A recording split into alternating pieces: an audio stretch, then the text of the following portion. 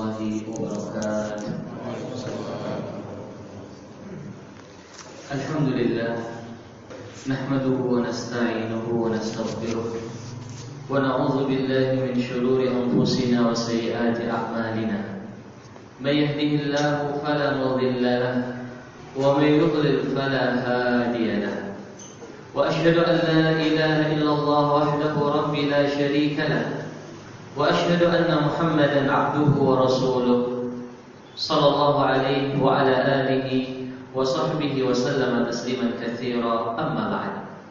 Jamaah kaum muslimin dan muslimat sidang salat maghrib yang dimuliakan Allah, kembali saya dipertemukan oleh Allah Subhanahu wa taala dengan para jamaah semuanya di dalam kesempatan yang mulia ini, di dalam salah satu rumah dari rumah-rumah Allah. Tidak ada yang mengeluarkan kita dari rumah kita kecuali mengharapkan pahala dari Allah Subhanahu wa taala. Mudah-mudahan sebagaimana Allah Azza wa Jalla mengumpulkan kita dalam keadaan yang baik ini, kelak Allah Subhanahu wa taala akan mengumpulkan kita di dalam surga Allah. Kaum muslimin yang dimuliakan Allah, kesempatan seseorang yang Allah berikan untuk dia mau dan suka mendengarkan ilmu agama adalah kesempatan yang sangat langka. Tidak setiap orang dia bisa untuk melakukan ini. Tidak setiap orang dia bisa untuk suka dan mempelajari ilmu agama. Mereka adalah orang-orang khusus yang Allah Azza wa Jalla inginkan dari dia kebaikan. Allah ketika menginginkan dari seorang kebaikan, Allah tidak berikan kepadanya harta. Allah tidak jadikan dia sebagai orang yang berpangkat, tetapi Allah akan berikan kepada dia ilmu agama Islam. Sebagaimana di dalam hadis yang diriwayatkan oleh Imam Al-Bukhari, kata Rasulullah sallallahu alaihi wa ala alihi wasallam, "May yuridillahu bihi khairan yufaqihuhu fid din." Barang siapa yang Allah inginkan dari dia kebaikan, maka Allah akan berikan ilmu kepadanya di dalam perkara agama. Hadirin jamaah sidang salat maghrib yang dimuliakan Allah, ini pertanda kebaikan yang Allah berikan kepada kita. Belum lagi dengan seorang meluangkan waktu di dalam rumah-rumah Allah, dia mempelajari Al-Quran, dia membaca Al-Quran, dia berzikir di dalamnya, maka Allah Azza wa Jalla akan menurunkan ketenangan kepada mereka. Allah akan melingkupkan rahmatnya kepada mereka. Allah akan menyuruh malaikat-malaikatnya menutupkan sayapnya sebagai bentuk kehormatan mereka kepada orang-orang tersebut, dan mereka akan disebut oleh Allah di hadapan malaikat-malaikatnya dengan pujian-pujian yang baik. Oleh karena itu jamaah sidang salat maghrib yang dimuliakan Allah, mari kita jangan lewatkan kesempatan yang seperti ini. Apalagi kita berada di dalam penghujung dari kehidupan kita, dan kita tidak tahu kapan kita akan dijemput oleh Allah Subhanahu wa taala. Dalam keadaan kematian menghantui kita, dalam keadaan kita tidak tahu kapan kita bertemu dengan Allah. Namun seandainya kita isi hari-hari akhir kita dengan belajar dan mempelajari ilmu agama, maka ini adalah sesuatu yang sangat indah. Para sahabat Nabi sallallahu alaihi wasallam, mereka merasakan tidak ada yang lebih indah dibandingkan mereka duduk dengan Rasulullah sallallahu alaihi wasallam. Bahkan itu lebih mereka sukai dan lebih mereka rasakan kelezatannya dan kenikmatannya dibandingkan mereka merasakan kenikmatan yang paling indah di dalam kehidupan dunia ini. Sehingga wajar sebagian sahabat Nabi SAW mereka rela meninggalkan keadaan mereka yang serba mewah, yang serba indah, rumah yang megah, kenikmatan yang la ilaha illallah, betapa menikmatinya, ditinggalkan untuk bersama dengan Rasulullah SAW. Kenapa? Karena mereka merasakan kelezatan belajar ilmu agama. Mudah-mudahan hadirin yang dimuliakan Allah, kenikmatan yang Allah berikan kepada kita ini bisa eksis sampai kita bertemu dengan Allah Subhanahu wa taala. Amin. Kemudian jamaah sidang salat maghrib yang dimuliakan Allah, dalam pertemuan kita di malam hari ini, saya akan membacakan sebuah ayat yang Allah Subhanahu wa taala firmankan di dalam surah Al-Baqarah Tepatnya di ayat yang ke-185. Kita tentunya tidak lama lagi akan bertemu dengan bulan Ramadan. Dan ini tentunya adalah sesuatu yang sangat spesial, ya, bagi seorang muslim. Kesempatan yang langka, musim khairat, segala kenikmatan dan segala amalan-amalan yang utama ada di dalam bulan Ramadan. Hadirin yang dimuliakan Allah, para ulama kita terdahulu, ya, ketika mereka melewati bulan Ramadan, mereka berdoa kepada Allah 5 bulan untuk diterima amalannya. Setelah 5 bulan mereka berdoa kepada Allah 6 bulan untuk bisa dipertemukan dengan bulan Ramadan lagi. Sehingga hadirin yang dimuliakan Allah, kesempatan seorang untuk bertemu dengan Ramadan adalah kesempatan yang sangat indah di dalam kehidupannya. Oleh karena itu Rasulullah SAW ketika akan memasuki bulan Ramadan, beliau memberikan selamat kepada para sahabat. Kata Rasulullah SAW, "Qad ja'akum Ramadan." Telah datang kepada kalian bulan Ramadan. Kata Rasulullah SAW, "Syahrun tufattahu fiha abwabul jinan wa tughallaqu fiha abwabun niran wa suffidatis syayatin."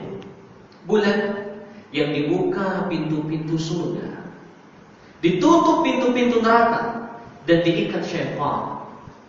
Ini tentunya jemaah yang dimuliakan Allah memberikan kepada kita gambaran bahwa bulan Ramadan yang akan kita hadapi ini tidak bisa untuk kita lewati dengan sia-sia. Kita harus punya persiapan. Kita harus memiliki strategi bagaimana kita bisa melewati bulan ini dalam keadaan kita mendapatkan ampunan dari Allah. Mudah-mudahan ayat yang kita baca di dalam surah Al-Baqarah tersebut memberikan kepada kita gambaran bagaimana seorang menghadapi bulan Ramadan tersebut. Baik. Allah Subhanahu wa taala berfirman di dalam surah Al-Baqarah ayat 185. Kata Allah Subhanahu wa taala, "Syahrul Ramadhan alladzi unzila fihi al-Qur'an hudan lin-nasi wa bayyinatin minal huda wal furqan." Kata Allah, bulan Ramadan adalah bulan yang diturunkan di dalamnya Al-Qur'an. Ini namanya bulan Ramadan. Dan Al-Quran yang Allah turunkan di dalam bulan suci Ramadan itu tepatnya di malam Lailatul Qadar. Sebagaimana Allah berfirman, "Inna anzalnahu fi Lailatul Qadar." Allah mengatakan sesungguhnya kami turunkan Al-Quran di malam Lailatul Qadar. Jamaah yang dimuliakan Allah, kenapa Allah Subhanahu wa taala memilih bulan Ramadan dengan bulan yang diturunkan di dalamnya Al-Quran? Karena bulan Ramadan itu identik dengan Al-Quran. Maka yang pertama yang harus kita persiapkan, mari kita meluangkan waktu kita dengan lebih untuk memperhatikan kitabullah, untuk membaca Al-Quran, untuk memahami tafsirnya, untuk mentadabburinya. Yang sudah menghafalnya, dia mengulang kembali hafalannya. Karena di dalam bulan suci Ramadan adalah bulan yang diturunkan di dalamnya Al-Quran. Di dalam hadis yang diriwayatkan Al-Imam Al-Bukhari dan Muslim dari Aisyah radhiyallahu anha, kata Aisyah radhiyallahu anha, "Wa ajwadu ma yakun," beliau sedang mensifati Rasulullah sallallahu alaihi wasallam. Kata Aisyah, "Kana Rasulullah sallallahu alaihi wasallam ajwadan nas." Nabi sallallahu alaihi wasallam adalah orang yang paling dermawan. Wa ajwadu ma yakun fi Ramadan. Dan yang paling dermawan itu beliau ketika berada di bulan suci Ramadan. Hina yu'ariduhu Jibril fil Qur'an, hina ya'tihi Jibril fayu'ariduhu al-Qur'an. Terlebih lagi ketika malaikat Jibril turun ke bumi, kemudian mendatangi Nabi SAW dan mengajarkan kepada beliau Al-Quran. Jadi kebiasaan Rasulullah SAW itu, kalau beliau itu memasuki bulan Ramadan, Jibril datang kepada beliau. Kemudian beliau memurajaahi Al-Quran, beliau baca dan dibetulkan atau disimak oleh malaikat Jibril alaihissalam. Ini kebiasaan beliau. Oleh karena itu hadirin yang dimuliakan Allah Subhanahu wa taala, para salafun salih, ulama-ulama kita terdahulu, ya, ketika mereka memasuki bulan suci Ramadan, mereka menghilangkan atau meninggalkan sekian banyak dari aktivitas mereka dan mereka menyibukkan diri mereka untuk membaca Al-Quran dan mentadabburinya. Ada yang tamat dalam satu hari, satu malam, satu mushaf. Ada yang 3 hari 3 malam tamat 1 mushaf. Ada yang 5 hari 5 malam. Ada yang 1 pekan. Sesuai dengan kemampuan seseorang di dalam membaca. Dan hadirin yang dimuliakan Allah, jangan karena kita tidak bisa membaca Quran atau terbata-bata membaca Quran lalu kita tidak mau membaca. Ya. Kadang seorang karena dia mungkin terlambat belajar, begitu kita istilahkan, sehingga membaca Quran dengan terbata-bata. Malu mendingan saya nggak usah baca. Ini keliru. Ya. Justru orang yang dia terbata-bata di dalam membaca Al-Quran, namun dia baca, dia mendapatkan 2 pahala. Kata Rasulullah sallallahu alaihi wasallam, "Al-mahiru bil Quran ma'as safaratil kiramil barah." Seorang yang dia pandai di dalam membaca Quran, apalagi dia hafal, maka dia nanti bersama dengan malaikat-malaikat Allah. Walladhi yaqra'ul Qur'an wa huwa yatata'ta'u fihi wa huwa 'alaihi syaq lahu ajran. Seorang yang dia baca Quran perlahan-lahan, terbata-bata, berat dia membacanya, susah dia ejaz satu. Orang seperti ini dia mendapatkan 2 pahala, kata Rasulullah SAW. Pertama, pahala semangat dia belajar membaca Quran, dan yang kedua, pahala dia untuk membaca Quran. Semangatnya dia dan membacanya dia kepada Al-Quran itu. Hadirin yang dimuliakan Allah Subhanahu wa taala. Anak-anak kita, istri-istri kita ingatkan mereka untuk kembali membaca Quran. Beliau perlu kita berikan tugas. Baca dalam 1 hari 1 juz misalnya.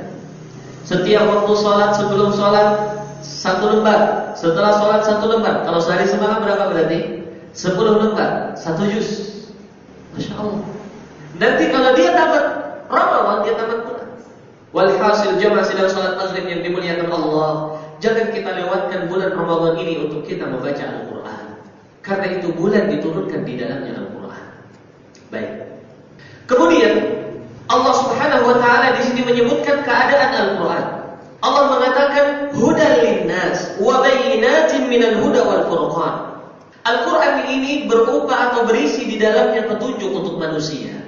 Kadang kita ini membaca Quran, kita melewati ayat demi ayat, tetapi kita tidak sanggup untuk menyimpulkan bahwa Al-Quran ini terdapat petunjuk. Jujur. Bahkan kadang kita membaca terjemahannya, tetapi kita tidak bisa untuk mencerna, untuk memahami bahwa ini adalah petunjuk.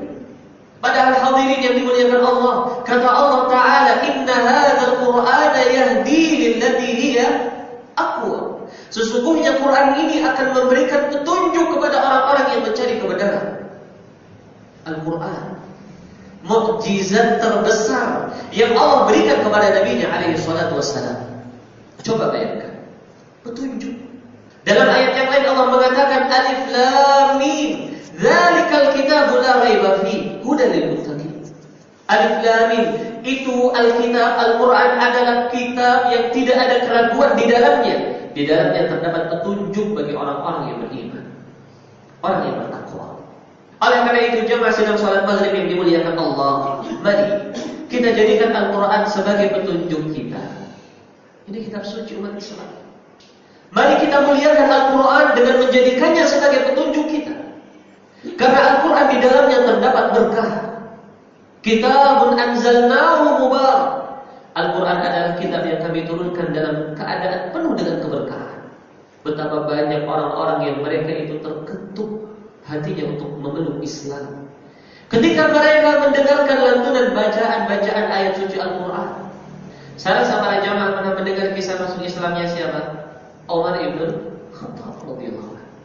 Umar bin Khattab masuk Islam ketika beliau mendengarkan Al-Quran yang dibaca oleh adik iparnya. Subhanallah. Jubair bin Mut'im juga masuk Islam ketika beliau mendengarkan Al-Quran dibacakan oleh Rasulullah SAW. Waktu itu Rasulullah SAW sedang membaca surah At-Tur di dalam salat maghrib. Kata Jubair bin Mut'im radhiyallahu anhu, "Wa in kadat qalbi latatir." Sungguh hatiku hampir saja terbang ketika mendengarkan indahnya bacaan Rasulullah SAW. Hadirin yang dimuliakan Allah, kisahnya Raja Najasyi bukan sesuatu yang tersembunyi di hadapan kita semua. Ketika Ja'far bin Abi Thalib membacakan di hadapan Raja Najasyi ayat-ayat Allah di dalam surah Maryam, qala inni Abdullah atani al-kitaba wa ja'alani nabiyya wa ja'alani mubarakan aynama kuntu ila akhir ayat. Dengan tongkat yang dipegang oleh Najasyi, beliau menancapkan di atas tanah. Lalu beliau mengatakan, sungguh Isa ibnu Maryam tidak akan melewati daripada apa yang disebutkan oleh orang ini, yaitu apa yang dia baca dari Al-Quran. Kemudian beliau menangis sampai akhirnya jenggot beliau terbasahi dengan air matanya. Lalu beliau masuk Islam. Coba lihat fadilin yang dimuliakan Allah. Keutamaan Quran karena di dalamnya terdapat petunjuk. Betapa banyak orang-orang yang mereka sadar dari kemaksiatan ketika mereka membaca Quran. Mereka menangisi dosa-dosa yang telah dia lakukan ketika dia membaca Quran. Maka ini sebenarnya adalah introspeksi kepada kita semuanya. Jangan sampai kita menjadi seorang yang dia, kata Nabi SAW, membaca Quran tetapi tidak melewati makna Quran di dalam tenggorokannya. Kata Nabi SAW mengisahkan tentang orang-orang Khawarij. Orang Khawarij ini orang yang memiliki ideologi memberontak kepada pemerintah yang sah. Keyakinan dia itu kalau bukan dari kelompoknya kafir. Seorang yang melakukan dosa besar kafir. Padahal mereka adalah orang yang menghafal Quran. Coba bayangkan. Kata Nabi SAW, waktu itu beliau sedang membagi harta rampasan perang. Waktu itu setelah perang Hunain, beliau mendapatkan banyak harta rampasan, dibagi. Ada orang yang mendapatkan 100 ekor onta, ada orang yang tidak mendapatkan apa-apa. Datang seorang yang tinggi, yang alis matanya itu maju ke depan dan matanya menjorok ke belakang.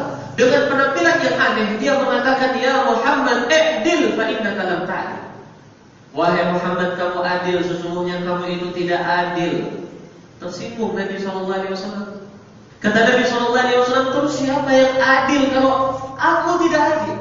Saya ini kepercayaan zat yang ada di langit. Kalau saya tidak adil, siapa lagi yang akan adil? Kata Nabi SAW. Setelah orang ini berpaling, kata Nabi SAW, akan keluar dari tulang rusuk orang ini suatu kaum yang kalian menganggap remeh bacaan Quran kalian dengan bacaan Quran mereka, salat kalian dengan salat mereka, puasa kalian dengan puasa mereka.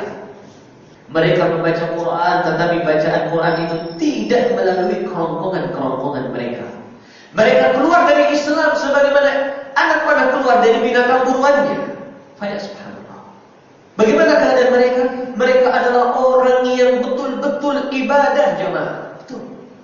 Wajah mereka kusut, rambut mereka awut-awutan, pakaian mereka tidak mereka perhatikan. Mereka puasa, mereka baca Quran, mereka subhanallah salat malam terus. Tetapi karena mereka tidak menjadikan Al-Quran sebagai petunjuk, akhirnya mereka menyimpang dari jalan yang benar.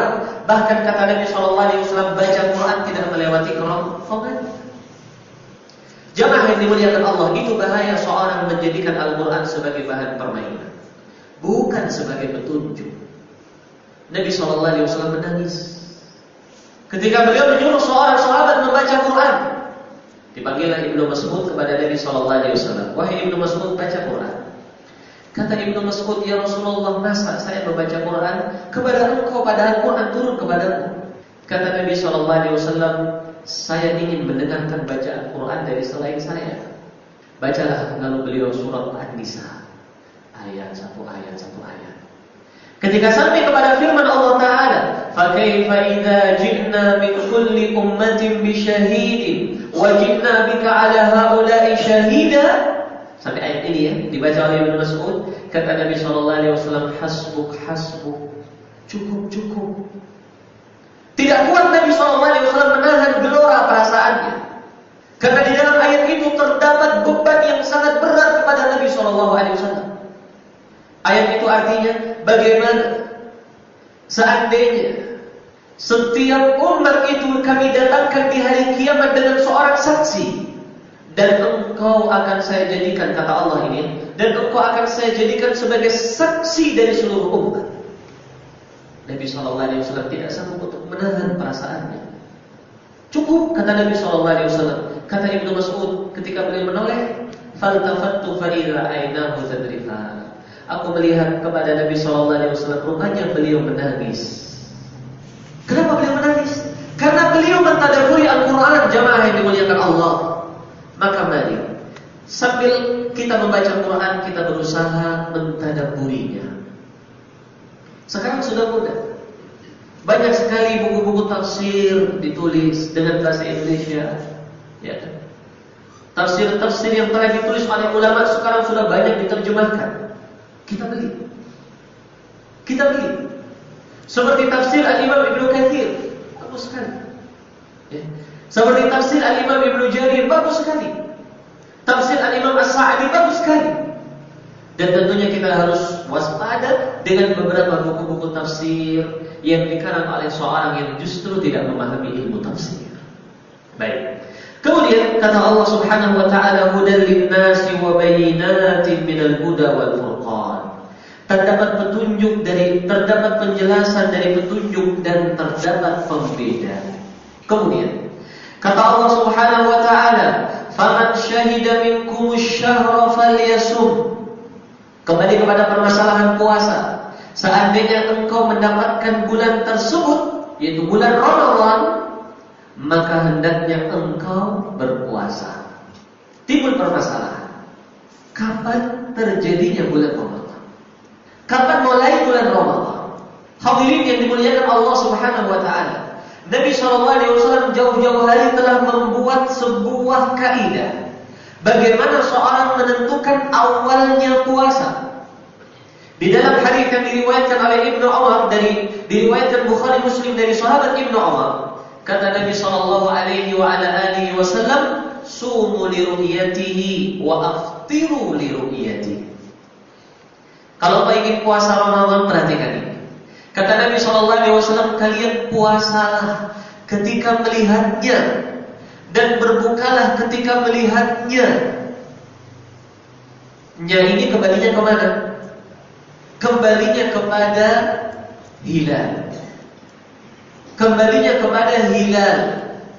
Hilal adalah bulan sabit yang muncul sejenak dengan sangat cepat di ufuk barat ketika matahari tenggelam di akhir dari bulan Hijriah sebelumnya. Ini namanya hilal.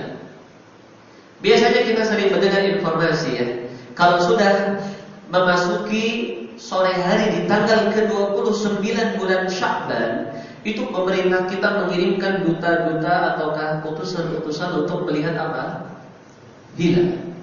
Ini namanya di dalam ilmu fikih namanya ru'yah. Kalau kita orang Indonesia mengatakan ru'yah, itu maksudnya. Mereka di pos-pos, di ketinggian, di pesisir pantai. Mungkin di antara kita nanti ada yang ingin melakukan, silahkan. Kita pergi ke pantai mana? Daerah Longga, daerah Longga. Di situ matahari terbenam di atas lautan memang.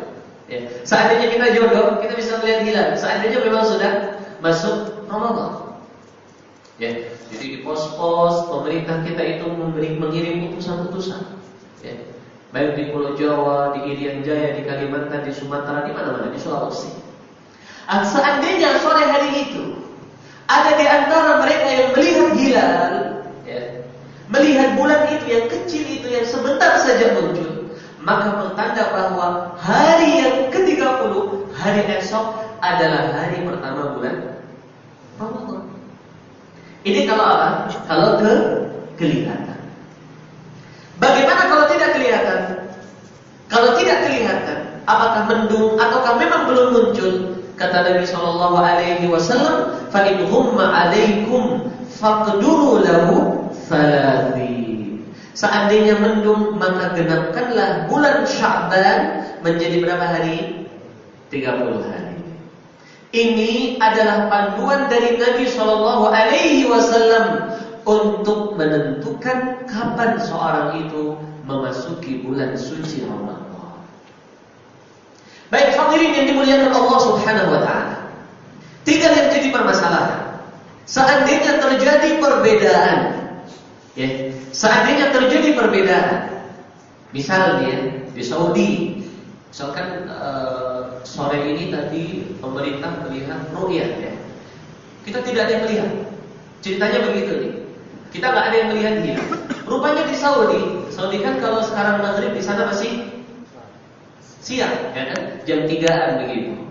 Kita tunggu sampai jam 10 malam dan dapat informasi jam 11 malam bahwa di Saudi terlihat hilal. Sehingga pemerintah Saudi mengumumkan bahwa besok hari apa? Ahad, ya betul ya? Besok hari Ahad puasa, misalnya. Apakah kita mengikuti pemerintah Saudi di dalam puasa? Ataukah kita mengikuti pemerintah kita? Karena memang di negeri kita ini belum terjadi hilal, belum terlihat hilal, sehingga kita puasa di hari Senin. Atau bagaimana? Jamaah yang dimuliakan Allah Subhanahu wa taala, ini adalah permasalahan yang telah diperselisihkan oleh ulama dari zaman dulu sampai zaman sekarang. Ini agar kita tahu, masalah ini adalah masalah khilafiyah yang seorang tidak boleh membangun di atas permasalahan ini komentar-komentar atau statement-statement yang tidak enak didengar. Karena masing-masing dari pendapat yang diperselisihkan oleh para ulama, mereka memiliki landasan yang sangat kuat. Ada di antara para ulama yang mereka mengatakan bahwa umat Islam di seluruh penjuru dunia ini adalah satu matlaq. Yang dimaksud dengan matlaq adalah satu sudut pandang. Artinya begini, seandainya ada umat Islam di benua Afrika yang melihat hilal, maka wajib bagi seluruh umat Islam di dunia untuk berpuasa. Ini namanya satu matlaq. Ada orang Muslim di Rusia, karena melihat hilal itu kalau yang melihat orang kafir tidak dianggap, khusus orang Muslim saja. Ada orang Muslim di Rusia sana ya, di benua Soviet misalnya, melihat hilal.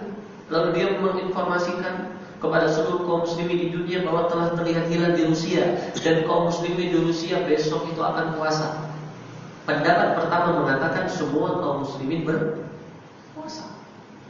Apakah di Indonesia atau di China atau di Amerika atau di mana saja?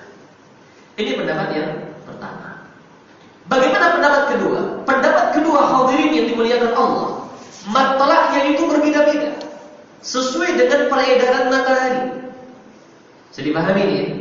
Sebagai contoh, matahari terbit dari arah timur sana ke arah barat, gitu.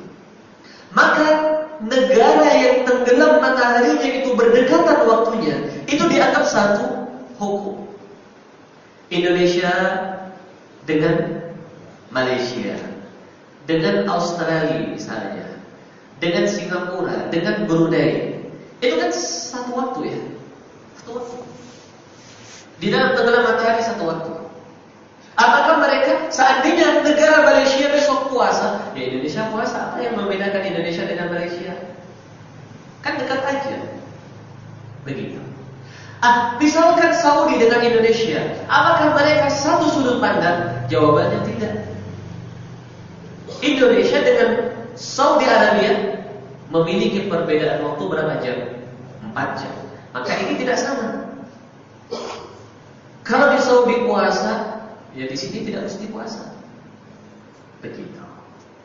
Dan ini pendapat yang disokong oleh Syekhul Islam Ibnu Taimiyah dan beliau bela mati-matian pendapat ini. Baik. Hadirin yang dimuliakan Allah Subhanahu wa taala. Pendapat yang ketiga adalah mengikuti pemerintah yang ada. Kapan pemerintah mengumumkan puasa, kita ikut. Kapan pemerintah mengumumkan hari raya, kita ikut. Kata Nabi sallallahu alaihi wasallam, "As-shaumu yawma yasumuna, wal adha yawma yudhahuna, wal fitru yawma yuftiruna." Hari puasa ya ketika kaum muslimin puasa. Berbuka ketika kaum muslimin berbuka. Idul Adha ketika kaum muslimin Idul Adha. Ini ditambah lagi ayat Allah Subhanahu wa taala yang lain yang mewajibkan kita mentaati pemerintah kita. Baik, ini 3 pendapat yang semuanya kuat. Semuanya kuat dan semuanya memiliki dalil yang sangat kuat. Namun kalau kita timbang mana yang lebih dekat kepada kebenaran, Wallahu a'lam bishawab. Pendapat yang ketiga yang lebih mendekati kepada kebenaran. Kita mengikuti pemerintah. Dan Syekh Ibnu Utsaimin mengatakan, walaupun beliau merojikan pendapat yang kedua, ya, tapi kata Syekh Ibnu Utsaimin, pendapat yang ketiga adalah pendapat yang kuat dari sisi mewujudkan persatuan dan kesatuan kaum muslimin. Dalam satu daerah mereka puasa sekali serentak kita. Bagus nggak kira-kira? Bagus kan? Ini kata Syekh Ibnu Utsaimin rahimahullah. Al-Imam Ahmad juga mengatakan dengan yang serupa.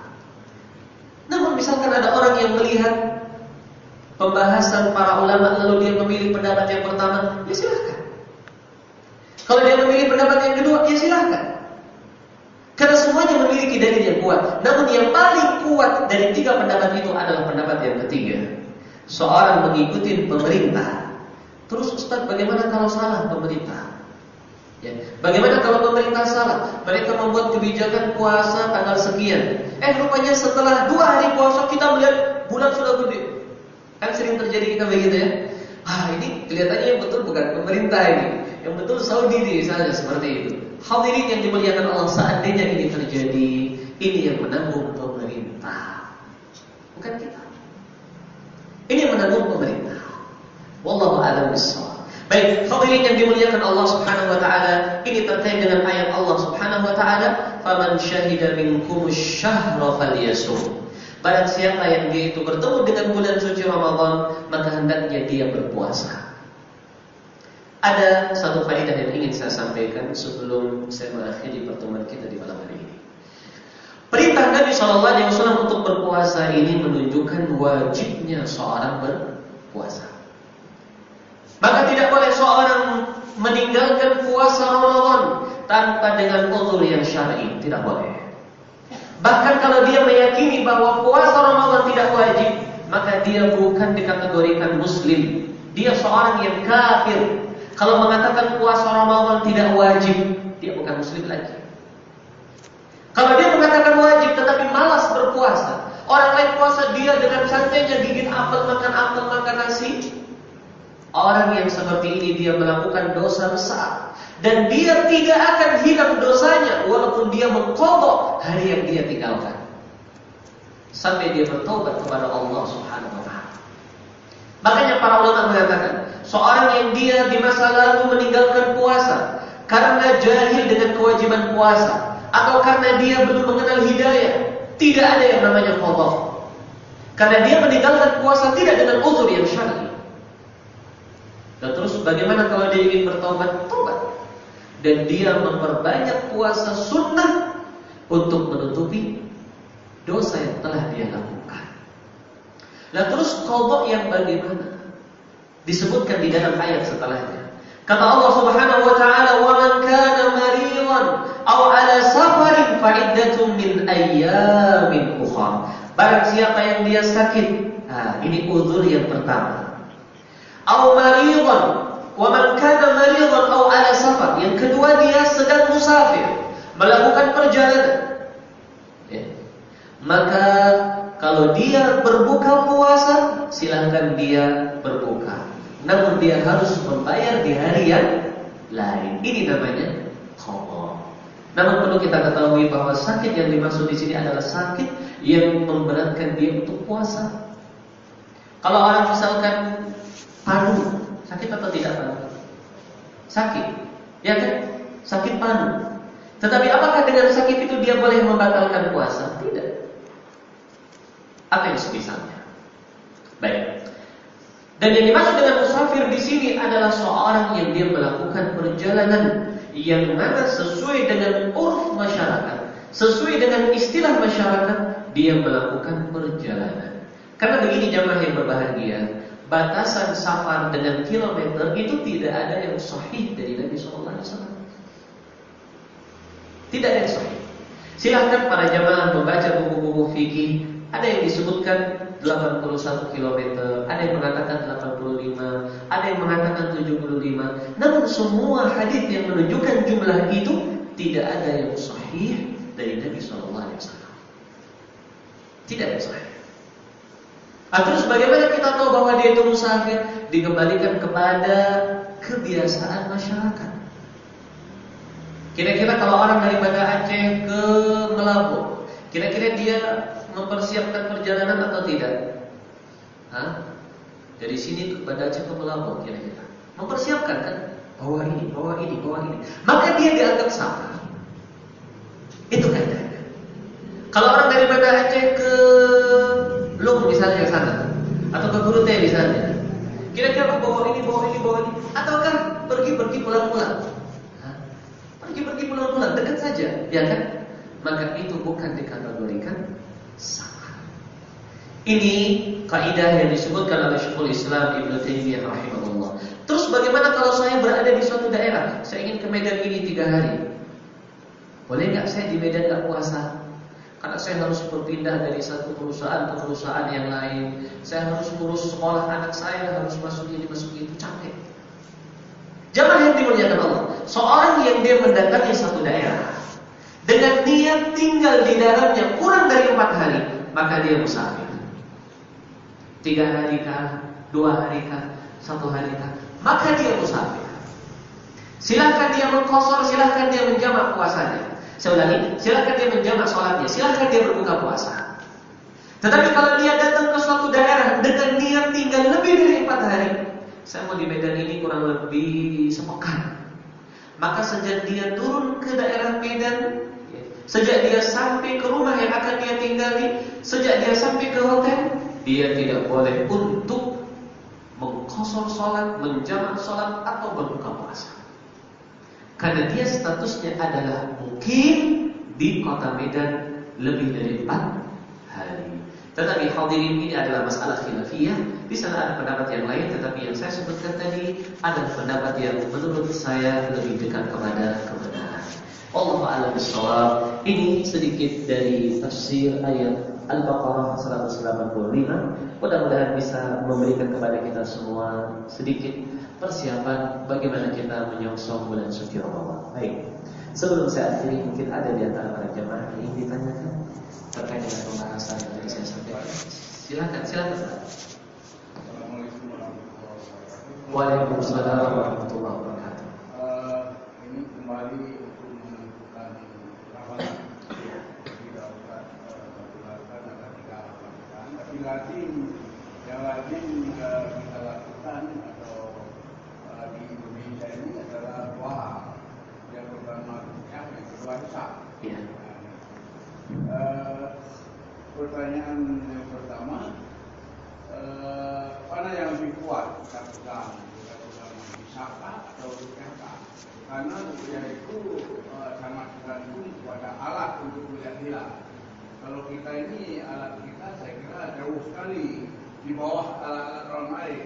Orang lain dapat lihat, kita nggak dapat lihat dengan alat seadanya.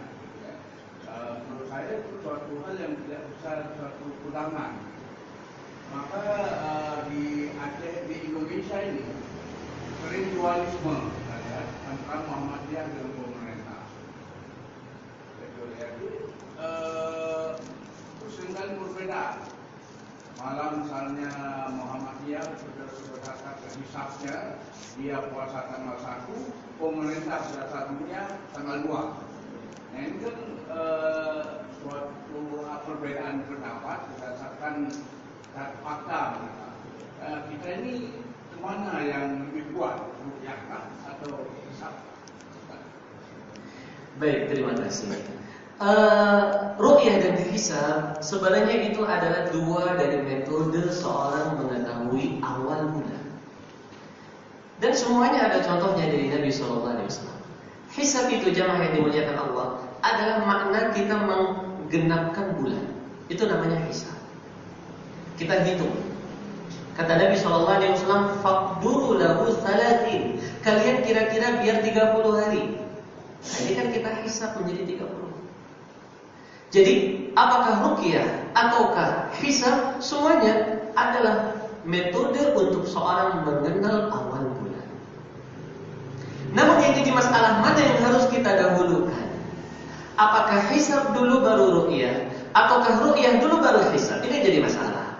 Jemaah yang dimuliakan Allah, kalau kita mengacu kepada hadis Ibnu Umar yang tadi saya baca, maka yang perlu didahulukan pertama adalah ruqyah. Kata Nabi SAW, kalian berpuasa ketika melihatnya dan berbuka ketika melihatnya. Terus kalau tidak kelihatan, ya sudah, kita gunakan hisab. Kita genapkan 30. Begitu. Namun bertambah zaman, bertambah modern, mereka lebih meluaskan makna hisab. Mereka memahami bahwa yang dimaksud dengan hisab adalah menentukan semua kejadian alam semesta dengan teori ilmu astronom mereka. Begitu. Jadi mereka menentukan semua kejadian. Ya, bukan hanya awal bulan saja sebenarnya yang terjadi. Ya. Mereka menentukan gerhana bulan, gerhana matahari dengan ilmu ini. Sehingga tidak heran kalau 3 tahun yang akan datang mereka sudah bisa menentukan Ramadan pada 2 tahun yang akan datang terjadi di tanggal ini. Ini yang harus kita ketahui. Apakah bisa kita menjadikan ilmu itu sebagai sandaran kita menentukan awal bulan? Jawabannya hadirin yang dimuliakan Allah, ilmu astronomi tersebut adalah ilmu yang dibuat oleh manusia. Bagaimanapun titik kebetulannya pasti ada kemungkinan meleset. Maka kita tidak boleh menyandarkan secara mutlak dengan ilmu ini. Misalkan besok ada gerhana bulan, misalnya, bisa nggak kita yakin pasti di gerhana bulan? Boleh nggak kita seperti itu? Pasti besok gerhana bulan, pasti. Tidak boleh.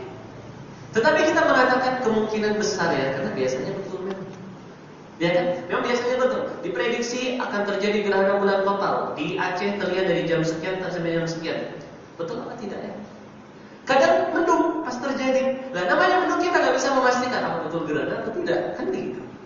Jadi hadirin yang dimuliakan Allah Subhanahu wa taala, kalau kita bicara yang lebih selamat sih ya, kita pertama mengedepankan ruqyah. Kemudian kalau tidak terlihat kita menggenapkan bulan. Begitu. Adapun tentang prediksi-prediksi seperti itu, ini semua adalah teori manusia yang kemungkinan betul dan seringnya betul memang. Tetapi juga kita tidak boleh lupa bahwa itu adalah buatan manusia. Kaidah manusia, bagaimanapun rumusan manusia pasti akan juga terjadi kesalahan. Begitu kita menyikapi ya, kita jangan berlebihan, kita juga jangan terlalu meremehkan itu. Karena jadwal waktu sholat juga membantu kita kan. Sangat membantu jadwal waktu kita sholat. Kita harus naik gunung lihat matahari tenggelam, kan susah kita. Sudah ada jadwal waktu sholat, wah enak sekali.